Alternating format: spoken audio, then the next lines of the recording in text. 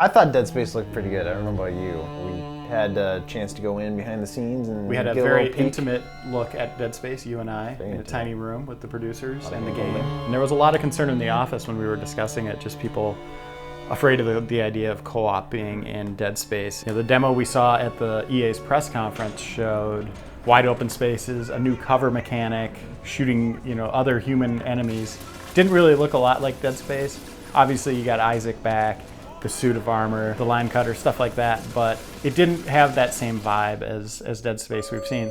But when you and I got pulled into that back room, we saw classic Dead Space with co-op, tight corridors, the darkened kind of ship exterior, you know, metal hallways, stuff like that. It just rang true to the first and second game. It reminded me a little of Left Dead with the witch, where you'd always like hear that sound and you'd be like, what is that? Just be quiet. And because that's what these new enemies, like feeders, are. You want to sneak around them if you can, kind of like set up and be very like strategic about how you approach it. Because as soon as they start attacking, it's like tequila shots. They just come out from all corners.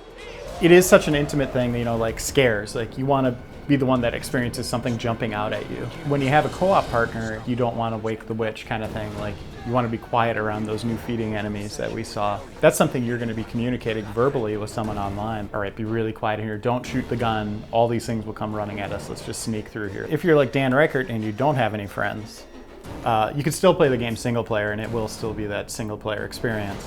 The concern I have with the game is how much they're going to resort to the pop and shoot tactics that we saw in that first E3 demo against human enemies. Like what percentage of the game is going to be dedicated to a very different style of gameplay. It's almost like two games in one. Even when Isaac's fighting hordes of human enemies, he'll probably still have to deal with necromorphs and other kind of creatures. I welcome change. This is the third installment. We've spent, you know, 20 hours in these games. The ice setting, I think, is going to bring a new element. How they're going to deliver scares and horror that way will be interesting to see. But then also changing up the gameplay to a certain degree, you know. Zero gravity stuff's returning.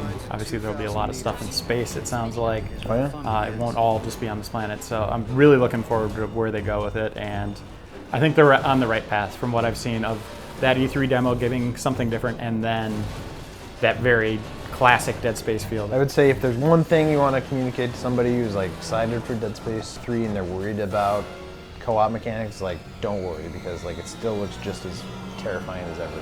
Couldn't agree more.